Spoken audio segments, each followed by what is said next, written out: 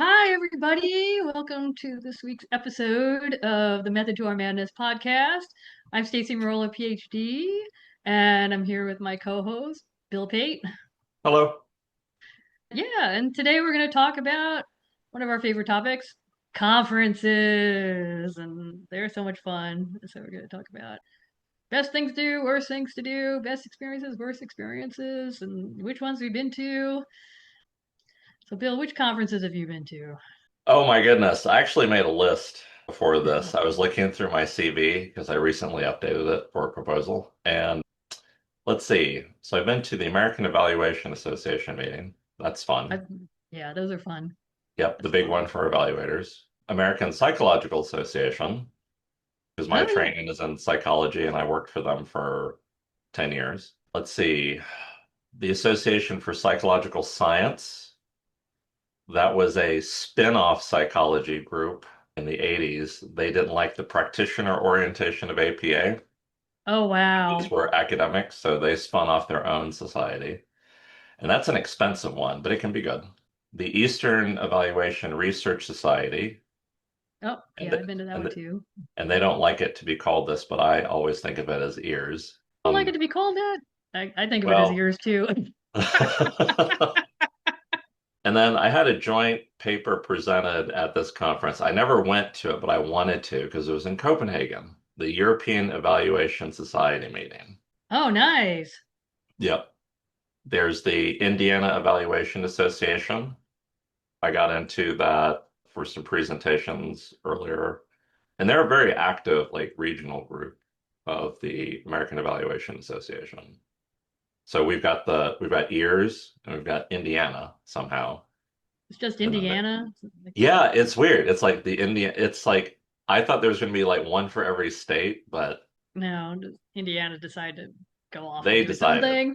They They decided made decisions. they didn't want to be like, no, we're not in the Midwest, whatever. We're gonna be Indiana. Yes. The Society for Industrial Organizational Psychology, PSYOP, because I got my PSYOP. training in that. That's a cool acronym. Yeah, I love it. And then another one that we've both been to, the Society for Research on Educational Effectiveness. Yes, three, three. Yeah, Maybe they don't. SRE. I call Three. it SRE too. Yeah. And so what are some others that you have been to kind of complement this list? Sure. I have been to the American Educational Research Association Hmm. many times. I've been to the American Sociological Association because I'm a Hmm. sociologist by training. Yep. I've actually been to there's a work and family research conference. I don't remember the acronym right now. Been to that a few times because my PhD was dealt with work and family issues. Shout out to the gender people out there. Let's see. I've been to the International Sociological Association conference. That was a long time ago in Montreal.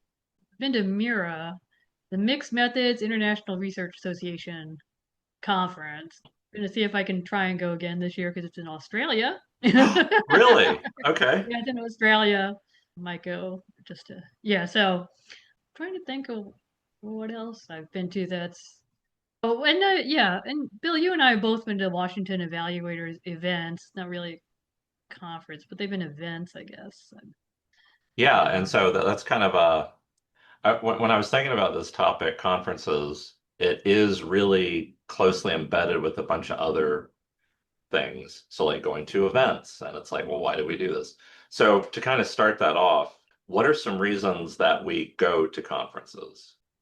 Yeah, well, we go to learn more about what's new and exciting in the field, and we go to meet new people, but also reconnect with our old friends and colleagues, and Yeah, a lot of yeah, networking, catching up. it's a lot of networking. That's why it's I don't know. I guess that's why I've always liked the in-person conferences better because it's networking. I wasn't that interested in conferences as much during the COVID era when it was virtual because I like the in-person networking aspect of it. So I don't know. Why do you go to conferences, Bill? Let's see. So I think some other ones that I had was I remember I intentionally would present. on like controversial topics. Well, I mean, not controversial, but like you remember when there was that it was like at the beginning of the American Statistical Association, like their journal, they had this thing about like using like P hacking and issues with Oh, yeah. hypothesis testing. And so there was this whole thing about, people have abused P Abuse hacking P. and P values and stuff. And this was a thing about talking about getting away from it. And so at the time, AEA had this active blog, and people were just like losing their minds about it. And so I'm Wow. like, I think I'm going to talk about this. So I did a presentation on hypothesis testing at one point, and then some other like stat stuff. So for me, it's like, oh, well, here's a way for me to get something accepted because it's timely, it's Right. interesting, and it's related to what I do. So in my notes, I said it helps to establish expertise. You can showcase past work, so past performance, demonstrating skills or unique value proposition.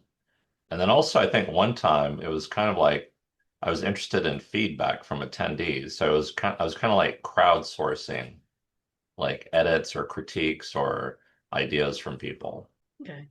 Yeah, that reminds me, that triggered something. I remember my advisor always said to go to the business meetings for the groups that you're interested in. If you want to become more involved with the field, you Yeah. can volunteer for different positions, within, and it depends on the organization, how they organize themselves amongst like the interest groups. Like sometimes, yeah, like AEA.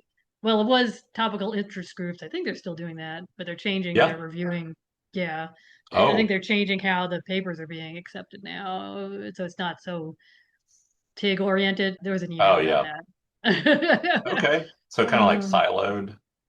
There are issues yeah, with that. there is an issue with the reviewing that it's so siloed, and people are confused about like which this I guess or maybe this is a tangent, but there, people in the conference are a little bit confused about how to make a coherent learning pathway when you have all these topical interest groups. Oh, yeah. That's a good Um, point. yeah, so anyway, you can go to the conference to become more involved with topical interest groups or whatever those within the individual organization, what those sort of interest groups are called because they vary across different organizations. So, but it's like where, Absolutely. yeah, but that means like that's where everyone that like Smith methods, they can all hang out together, and but they also is like other. It's not just methodological interests. There's also LGBTQ sort of Yeah. Special affiliations or populations. special population groups. So yeah, it depends on yeah. So people could organize themselves by population or interests or and yeah. Anyway, so you can get more involved with that if you go to a conference. So Yeah, absolutely. I definitely like that. Not only the topical interest groups, like you were saying, but also kind of like a way of like giving back or like being with your community because we all do, different things. It's like I do quant stuff primarily, but I've fallen into different like subject matter things like the foster care system with one group of work or, workforce stuff because I used to do that with APA. So it's yeah, definitely fascinating how, although we kind of have like a strength or a number of strengths, we do a variety of things. And sometimes we forget about it until we're like signing up for the conference. It's like, oh, I want to go to that presentation. I want to go to that presentation. yeah, exactly. They're just highlighting well, it used to be we would highlight the heck out of our program and like, Oh yeah. plan stuff, but now they've got like apps Now there's so that you can apps. do stuff. Yeah, I remember carrying around the big program, the big, yeah, it was a big booklet. I mean, some It of it was, was. it was a Yeah. book. Yeah, and I had like a shelf that was just like conferences that I went to, all those like conference programs. And you would like access them later. It's like, wait a minute, didn't I see a presentation? And so you look it up, by subject or by author if you could remember it. And Yeah, no, it's a good way of contacting people afterward if you couldn't make it to their presentation, but you're like, oh, I'm really interested in that. You could flag it and then contact them later. Hey, could I have your paper? So, yeah, absolutely. I think people love that. Yeah, and I've had people reach out to me, and I'm sure you have too, like afterward. It's like, hey, I missed your presentation, but can I get blah blah blah. yeah, exactly. So, So, have you ever found work because you went to a conference? yeah, I have found work at networking events. That reminds me, I also went to the Women's Business Enterprise, WBENC, Women's Business Enterprise. Get what the C is, but they have an annual conference, and I met some other people there that I met someone who I almost got work with, Okay. and then yeah, at some of the Washington Evaluator, like the dinners and stuff, I got work through those ones. Yeah, so yeah, I would say yes. Okay. Yeah, it's definitely interesting because I've had times where it's like I did a presentation, somebody was in the audience and they're like nodding along, and then afterwards they reach out. Or I had one weird one. I was at the American Evaluation Association meeting and I decided to go to the business meeting.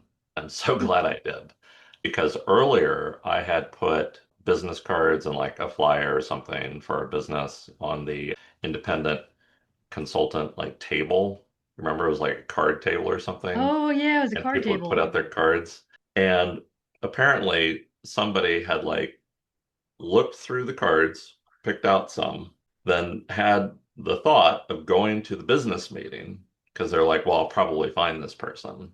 And so as I'm walking out of the business meeting, there's this woman who is looking back and forth at everybody's like name tag, and she sees mine and she flags me and it's like, hey, do you have time to like talk for a few minutes? I'd like to talk to you about something that we might be able to work on together. And so Oh, that turned awesome. into like multiple projects over like many years with the foster care system, adoption training, and things like that. So it was weird. It's like, I'm so glad I went to this conference. I'm so glad I put down my card and I went to the business meeting. Yep. So go to the business meeting Go to the business. and bring business cards, like bring physical business cards. I Do have an people still do attachment. that? I like to do it, but I'm wondering Yeah. because I've seen people not do it, and it's like, really?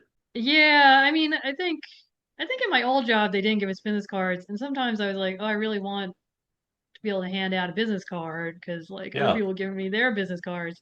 So right. now I've got business cards again. And yeah, they're not that expensive, so I think it's worth doing. So yeah, for cases like this, or cases where other people are handing them out, you can hand out yours. It's always good to be Yeah, prepared. absolutely. Yeah, I try to remember that before especially when I go to conferences, especially if it's like, or even if it's not like my particular subject area, but it's like adjacent. I just make sure to carry like a little thing of like business cards in my pocket, and I keep some in my backpack or whatever.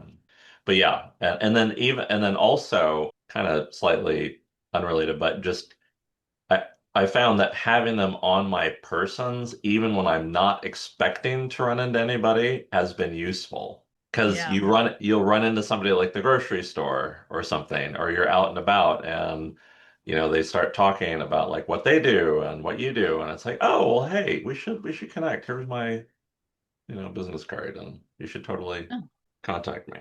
oh, cool. Yeah, I need to. Maybe I should carry them around with me everywhere. Then that's a good point. Yeah. So get business cards, folks. So kind of related to that, but also within the theme of conferences, something else I remembered. Have you ever put a button on, like a button that says like ask me about data or something like that? Or I haven't put a button on. I once wore a dress that had equations all over it, and No one asked me about Nice. data, but like, But you were what's the on point? theme. That's I was on great. theme. Yeah, Very exactly. So I was nice. trying to dress on theme. Were you So presenting that time? I think I wore it, actually I wore it to that WeBank conference because I was trying to like be like, look Kind of me, set I'm the yourself data apart. per set myself apart. Yeah. Oh, that's really smart. Actually, yeah. So I mean, people did talk to me quite a bit about, what I did and my work and so from wearing that. So I guess I guess it worked. Yeah, So yeah, it's like a icebreaker, conversation starter. so it helps you stand out if you do stuff like that. So I went beyond the button. Yeah, beyond the button. I like that. That's The good. button. Yeah, I got into the button thing because when I was at the American Psychological Association, we would go to the annual conference every year. And many years we didn't have a booth, and then we did have a booth. And all of a sudden it's like, well, what can we give out? And so it's like, do we give out? So I think we had like pens, you know, sticky notes, notepads. I don't think we did totes, but we came up with buttons for some reason. And so it's like, ask me about CWS or ask me about data. And then I think I just kind of like kept one of those. And so I think about it every now and then, but I think it's an interesting way to like give people permission to like, just go ahead and ask you a question. That's true, yeah, because people might be nervous to approach you. So, and they might want to, but then they're nervous. So that's a good idea. It gives people an in. Yeah. Uh, yeah. So that reminds me of like, I guess my most useful swag that I've gotten at a Hmm. conference. Conferences are good for swag. Yes. But my favorite one that I still use like a lot right now, what I got from the Eastern Evaluation Research Society. It was this screwdriver set. Like, I guess it was supposed to be like a Really? toolkit. Yeah, so it was like it's super cool because you've got the handle, and then there's like different heads Like of bits different bits. inside of Yeah, it? that you can stick it that you could put like there's a whole little case, and so you could adjust the bits that go into it. Yeah. So there's like Phillips head if you need a Phillips head, you put and there's like little Phillips head, or there's yeah, it's awesome. I still use that all the time. That is so cool. I must have missed that year. But Yes, that yeah, that you is missed. yeah, that's That was interesting. that was some good swag. Hmm. Yeah, I remember we used to give out like thumb drives, Oh yeah. power banks, Yep. adapters, lots of stuff. Yeah. So you can get good swag at the conferences. Absolutely. Okay, so what would you say is the best experience you've ever had at a conference? Or like kind of like a highlight? Yeah, I guess the some of the best experiences are yeah, I mean when I think you touch on this when people really love your paper and they're like wow, that's really great. Hmm. I once had another author on the panel like shout out my paper saying, like Oh, that's cool. I love the approach of that paper. So that was really cool. And then, sometimes the unexpected conversations that you have with like the random people that you meet and chat Yes. with, yes, at tables and I don't know, I was at yeah, it was Mira. I just happened to be at lunch with the guy who invented focus groups. David, what's his name? David Morgan, I think. Maybe if we could get him for the podcast, that'd be awesome. But That anyway, would be awesome. I'm like, wow, I just learned about the history of, he's just chatting Mhm. about the history of focus groups here over lunch. And like, that's, this is so cool. Oh my God. Yeah. So those are some really great, I think some of my favorite. Plus, like, I love hanging out with my friends. So Oh yeah. Yeah, especially if there's like an amazing bar or a really great restaurant experience. yeah. Yeah, like having great meals with like a group of people is so much fun. Yeah. No, it's great. It's like a reunion because you Yeah. see all your former colleagues and stuff. It's really fun. How about you? What's your best conference experience? Let's see. So I had one that was kind of a fun one. I went to this like small regional psych meeting because I was presenting at different conferences for on behalf of the APA. And so I decided to go to this one. It was some kind of a stats thing, and I can't remember exactly what it was, but it's like, okay, I'll just go to this and I'll, attend.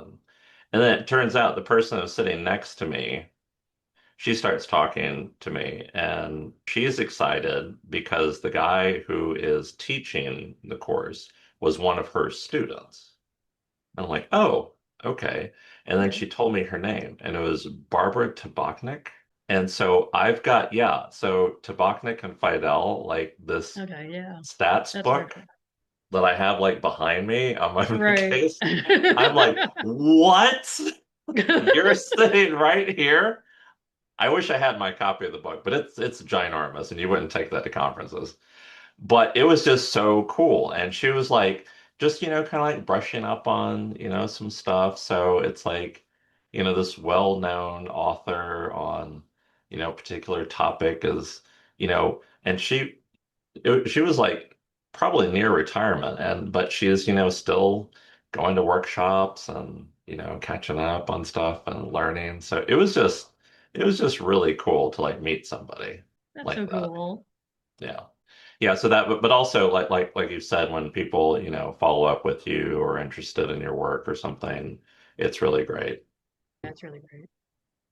Yeah, we used to have like crazy filled rooms when we would talk about starting salaries, eventual salaries, and graduate school debt in the field of psychology. Oh wow, yeah. Students would just like pack that because they just wanted to know, like, what were the numbers, the current data. So there'd be like hundreds of people. Oh yeah. Yeah. Well, I think you and I had good turnout for we presented together at a couple of times. We presented on switching into like having a business. Didn't we it was like Matt Von Hindi. Like Yeah, we were he on a panel.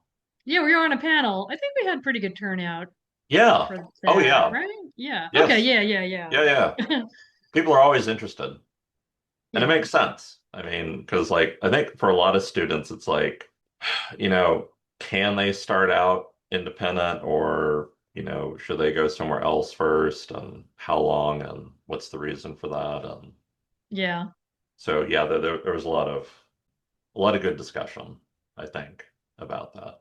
Yeah. So a lot of yeah. So those practical types of presentations actually get a lot of I feel like get a lot of people attending. So Yeah, especially if it's not like, people, giving a bunch of like or reading a bunch of stuff that's already prepared, and then it's like a 2 hour thing, and then like the last like 6 minutes it's like, okay, well, we have 6 minutes for questions, does anybody, right. people raising their hands and stuff. But Like, for a panel it's like there's introductions and it's like, okay, you've got us for the next like hour, ask us anything and everything you've right. ever wanted to know about this. Exactly. It's awesome. It is pretty awesome actually. It is, yeah. So what's the worst? I think we talked about the best. Like what's the worst uh conference experiences? do you want to start or should I? You could start. Okay, so I remember presenting at a different regional conference, and for some reason, it was like a late addition to the program. So it wasn't in the main printed program, it was in the addendum. So it was on a separate sheet of paper. They would fold it and like hand it to people when they handed them the program. Okay, so you're going to Oh lose people wow. this way, right? So because of that, and normally when I did these like regional conferences, I would have quite a few people show up because they were interested in like salaries and school debt and stuff like that. One person showed up, Oh and it man. was somebody that I knew. So they knew about my plight and they showed up, so it's Oh so man. then it's like, so what do you do? Do you just like, it's like, okay, well, so I think we just talked. I was at the lectern or whatever, and we were just like talking about stuff and just going back and forth and kind of sort of staying on topic, just in case somebody wandered in. Right, right. So it's like, so it was kind of disappointing because I think that's the one I think I flew to like was like Idaho or something. I think it was the Rocky Mountain Oh, Psych Association meeting. It wasn't their fault. Well, I mean, it was somebody's fault, right, yeah. but yeah, it was just like it's like well, I'm here. So I made sure to go to other sessions and got to, hang out with the people who organized it, which was nice, nice dinner, stuff like that. So I think that was my worst experience, but you might help me trigger a repressed Trigger memory. another one, yeah. Yeah, I think my worst experience, yeah, it was at ASA after I had become applied researcher. And I told them this already, so they can. So yeah, I mean maybe it's changed, but the American Sociological Association, like was definitely more geared towards the academic. So I Oh, feel like, yeah. yeah, so they didn't really know what to do with those of us because a lot of people with sociology PhDs ended up in non-academic careers, so they didn't really know what to do with us. So I had a paper accepted, and you have to do a lot of work to get accepted. At least you used to. I haven't tried in a while after this because because of this experience. But you had at that point you had to like submit a full paper. A lot of conferences Yeah. you could just submit like an abstract and stuff. So you had to submit a full paper, and the whole paper was reviewed. So it was a lot of work. But so they kind of took, and even though mine was related to educational research, they didn't stick me in like with a traditional educational research. I mean, there is educational sociology, like that's a whole, they could have stuck me in there with them, but Yeah. they stuck me in a presentation with someone who had written a play. Yeah, it might have been a good play. I don't really remember much, but it was really just like You were like part of the leftovers. I was That's part of the correct. leftovers. That's Oh, exactly man. right. I was like, so here I am. I'm like, all right, I'm gonna present all my like, whatever my regression results and all this stuff, Yeah. all these Yeah. like, and then the person gets up and presents her play. And like I don't like there was and there was there was another paper too. I don't remember, but it was kind of like yeah, the leftovers. It was like, the Island of Misfit Toys or whatever from Yeah. I love that. so yeah, so it left a bad taste in my mouth and Oh, yeah, that would. yeah, I'm like get with get with reality, I say. Like so anyway, yeah. Yeah, there's definitely a lot of professional associations that are like that. I totally agree. Psychology is kind of weird. It's like, I mean, there's two big conferences now. There's the APA and the APS because they decided, practitioners over here, academics over here. And obviously there's crossover. There always is. Yeah. But, unfortunately for a lot of people, I think when they're thinking about their budget for the year, they have to pick and choose what conferences they go to.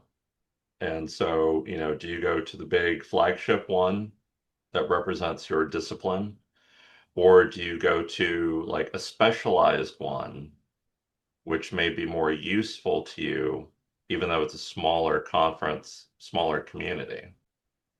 Yeah, no, that's a good point because like the smaller conferences you often have a chance to like interact more with people. It's a little less intimidating, I think, than Yeah, the yeah, you can actually have conversations with people. There's like enough time and space to do it. yeah. Yeah, well, that's the thing about I keep wanting to call it ears, but I'm just calling call it ears. Here's Ears. here. Yeah, because it's small enough that, you all have breakfast together and you all have lunch together and, you can chat with various other people at your table. Actually, that's at Mira too. That's how I ended up having lunch with the guy who invented the focus groups. So, Very nice. yeah, so the smaller conferences allow for that type of interaction. They can't get everyone at ARA. It's so huge. Like they're not going to have one giant lunch for everybody. Like, it's just too big.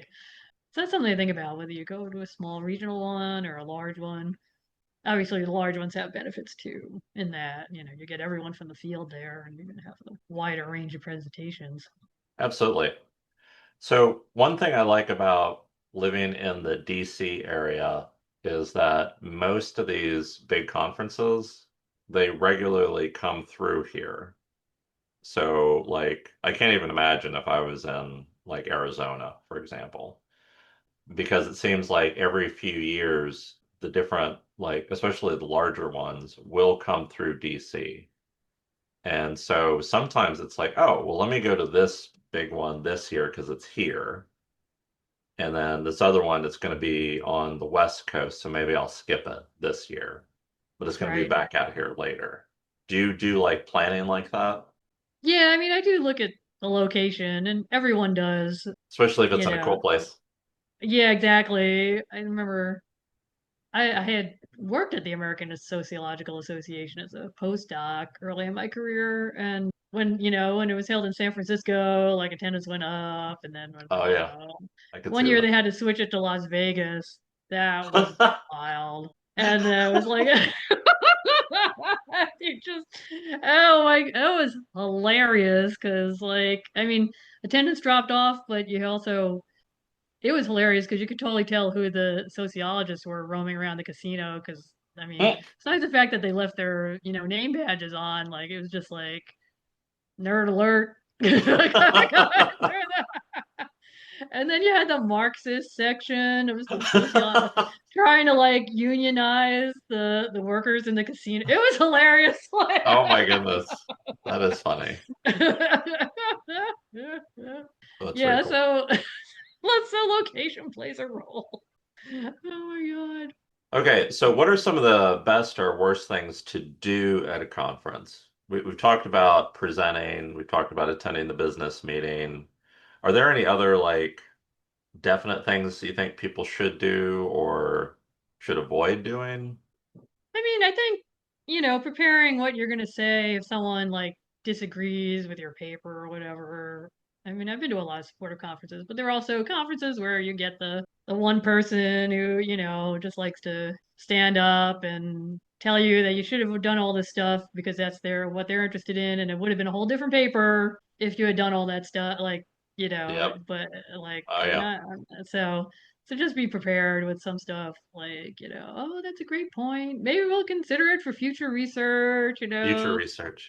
future research. I'd love to talk with you more about that afterwards. Just prepare some diplomatic things to say when Diplomatic. that I happens. like that.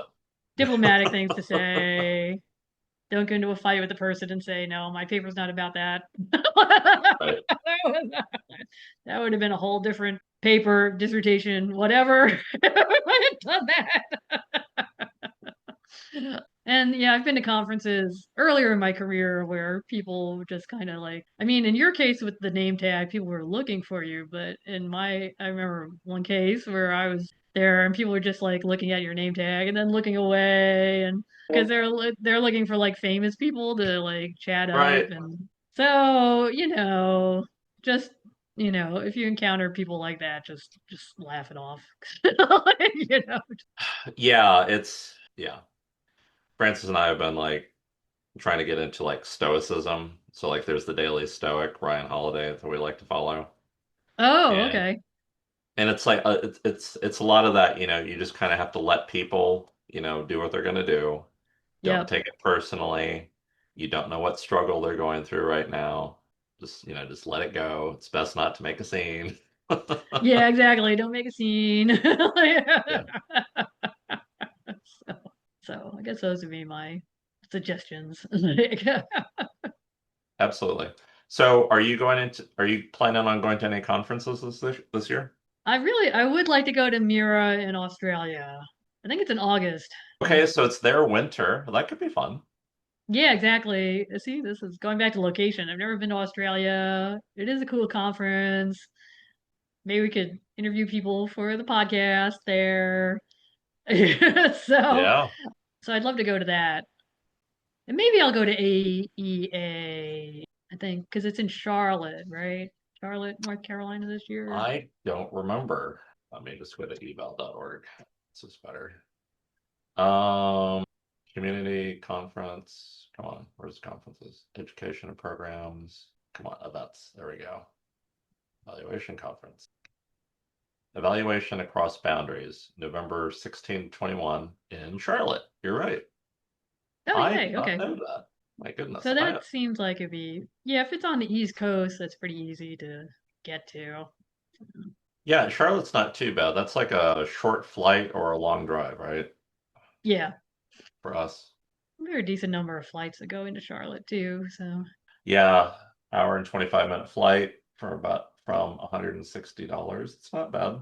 Or if you drive, it's 6 hours and 17 minutes. You leave right now. if you leave right now. Oh, that's interesting. Oh, that could be good. Yeah, I've got family in actually North Carolina and South Carolina that I haven't seen in a bit. There you go. Um, yeah, yeah. Both my parents are buried in the Pate Cemetery in North Carolina. So It's called the Pate Cemetery. Like, it's on the Pate farm, and oh so it's wow. this little family cemetery. And so the patriarch of the family right now was a first cousin of my father's. And so like my dad's buried there, his dad, his grandfather, and then like the different brothers, uncles, whatever. And then my mom's buried there because she was married to him. I do not plan to be buried there. Okay. Francis and I are going to do other arrangements, but I should go back because it's been a few years now, and reconnect with that cousin and stuff, and Yeah. so it's not too far. So probably driving just to make that easier because that's not too bad. 6 hour drive. Although Yeah, it's not too bad. November, I mean the weather, who knows? It could be Who knows? black ice or it could be totally fine. Awesome. So you're thinking about AEA. Are you Thinking about it. scheduled to present or are you just going to network?